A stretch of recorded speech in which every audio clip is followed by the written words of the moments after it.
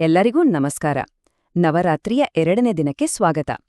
ಇವತ್ತು ನಾವು ಮಾತಾಡೋದು ಮಾ ಬ್ರಹ್ಮಚಾರಿಣಿ ಬಗ್ಗೆ, ಅಂದ್ರೆ ಭಕ್ತಿಯ ಸಾಕಾರ ರೂಪ. ಅವಳ ಕಥೆ ಇದೆಯಲ್ಲ, ಅದು ದೃಢ ಸಂಕಲ್ಪ ಅಂದ್ರೇನು, ಫೋಕಸ್ನ ನಿಜವಾದ ಶಕ್ತಿ ಏನು ಅನ್ನೋದ್ರ ಬಗ್ಗೆ ಹೇಳುತ್ತೆ. ಬನ್ನಿ ಅದರ ಬಗ್ಗೆ ಇನ್ನಷ್ಟು ಆಳವಾಗಿ ತಿಳ್ಕೊಳ್ಳೋಣ. ಆರಂಭದಲ್ಲೇ ಒಂದು ಪ್ರಶ್ನೆ. ಒಂದು ಕ್ಷಣ ಯೋಚನೆ ಮಾಡಿ ನೋಡಿ. ನಾವು ಜೀವನದಲ್ಲಿ ದೃಢತೆ, ಸಂಕಲ್ಪ, ಡಿಟರ್ಮಿನೇಷನ್ ಅಂತ ತುಂಬಾ ಮಾತಾಡ್ತೀವಿ.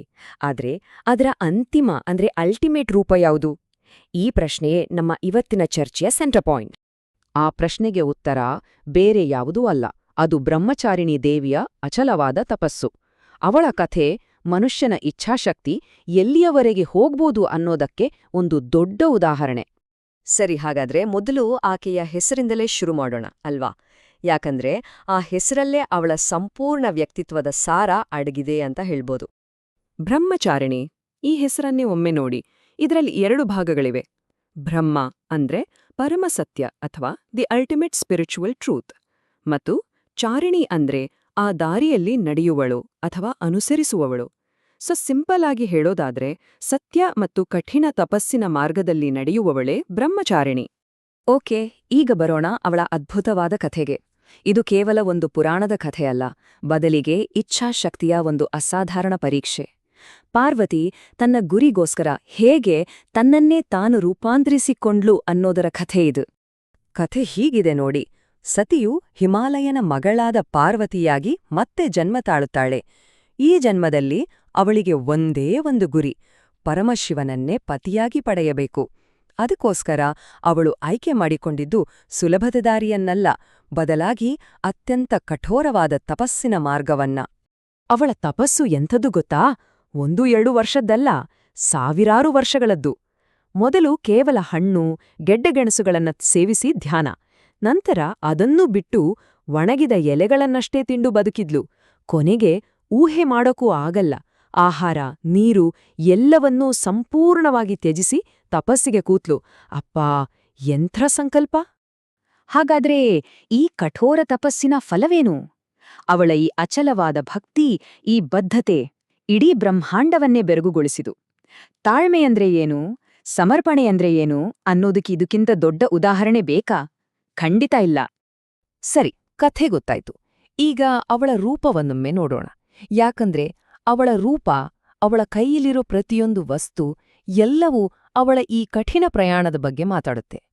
ಅವಳು ಬರಿಗಾಲಲ್ಲಿ ಇರೋದನ್ನ ನಾವು ನೋಡ್ತೀವಿ. ಇದು ಅವಳು ಆರಿಸಿಕೊಂಡ ಕಠಿಣ ಮತ್ತು ಸರಳ ಜೀವನದ ಸಂಕೇತ. ಆಮೇಲೆ ಅವಳ ಬಲಗೈಯಲ್ಲಿ ಒಂದು ಜಪಮಾಲೆ ಇದೆ. ಇದು ಅವಳ ನಿರಂತರ ಧ್ಯಾನ, ಆ ಫೋಕಸ್ನ ಸಂಕೇತ. ಇನ್ನು ಎಡಗೈಯಲ್ಲಿರೋ ಕಮಾಂಡಲು ಅಂದ್ರೆ ನೀರಿನ ಪಾತ್ರೆ, ತಪಸ್ಸಿಗೆ ಬೇಕಾದ ಶುದ್ಧತೆ ಮತ್ತು ಜೀವಶಕ್ತಿಯನ್ನ ಪ್ರತಿನಿಧಿಸುತ್ತೆ. ಓಕೆ, ಈ ಕಥೆ, ಈ ರೂಪ, ಇದೆಲ್ಲದ್ರಿಂದ ನಮ್ಗೆ ಸಿಗೋ ಪಾಠಗಳೇನು? ನಮ್ಮ ದೈನಂದಿನ ಜೀವನಕ್ಕೆ ಇದರಿಂದ ಏನ್ ಕಲಿಬಹುದು? ಬನ್ನಿ ನೋಡೋಣ. ಮೂಲಭೂತವಾಗಿ ಬ್ರಹ್ಮಚಾರಿಣಿ ಅಂದ್ರೇನೆ ಆಂತರಿಕ ಶಿಸ್ತು, ಸೆಲ್ಫ್ ಕಂಟ್ರೋಲ್. ನಮ್ಮನ್ನ ನಾವು ನಿಯಂತ್ರಣದಲ್ಲಿ ಇಟ್ಕೊಂಡಾಗ ನಮ್ಮೊಳಗಿನ ಆಧ್ಯಾತ್ಮಿಕ ಶಕ್ತಿ ತಾನಾಗಿಯೇ ಜಾಗೃತವಾಗುತ್ತೆ ಅನ್ನೋದನ್ನ ಅವಳ ಜೀವನ ನಮ್ಗೆಲ್ಲರಿಗೂ ತೋರ್ಸ್ಕೊಡುತ್ತೆ. ಅವಳ ಬೋಧನೆಗಳನ್ನ 3 ಸಿಂಪಲ್ ಸ್ಟೆಪ್ಸ್ ಆಗಿ ನೋಡಬಹುದು. ಮೊದಲನೇದು ಕನ್ಸಿಸ್ಟೆನ್ಸಿ, ಅಂದ್ರೆ ಸ್ಥಿರತೆ. ಶಾರ್ಟ್ಕಟ್ಗಳನ್ನ ಹುಡುಕೋದು ಬಿಟ್ಟು ಪ್ರತಿದಿನ ಸಣ್ಣ ಸಣ್ಣ ಹೆಜ್ಜೆ ಇಡೋದು. ಉದಾಹರಣೆಗೆ, ಪರೀಕ್ಷೆಗೆ ಓದುವಾಗ ಕೊನೆ ಕ್ಷಣದಲ್ಲಿ ಓದೋ ಬದಲು ಪ್ರತಿದಿನ ಸ್ವಲ್ಪ ಓದಿದ್ರೆ ಹೇಗೆ, ಹಾಗೆ. ಎರಡನೆಯದು ಆತ್ಮನಿಯಂತ್ರಣ, ಅಂದ್ರೆ ಡಿಸ್ಟ್ರಾಕ್ಷನ್ಸ್ಗಳಿಂದ ದೂರ ಇದ್ದು ನಮ್ಮ ಗುರಿಯ ಮೇಲೆ ಫೋಕಸ್ ಮಾಡೋದು. ಮತ್ತು ಮೂರನೇದು, ಕಷ್ಟ ಬಂದಾಗ ನಂಬಿಕೆ ಕಳ್ಕೊಳ್ದೇ ಇರೋದು. ದಾರಿ ಕಷ್ಟ ಇದೆ ಅಂದಾಗ ನಮ್ಮ ಮೇಲೆ ನಮಗೆ ನಂಬಿಕೆ ಇರಲೇಬೇಕು. ಸರಿ, ಇಷ್ಟೆಲ್ಲ ಆಧ್ಯಾತ್ಮಿಕ ಮಹತ್ವ ಇರೋದನ್ನ ನವರಾತ್ರಿ ಹಬ್ಬದ ಸಂದರ್ಭದಲ್ಲಿ ಹೇಗೆ ಆಚರಿಸ್ತಾರೆ? ಈ 2ನೇ ದಿನದ ವಿಶೇಷತೆ ಏನು ಅಂತ ನೋಡೋಣ.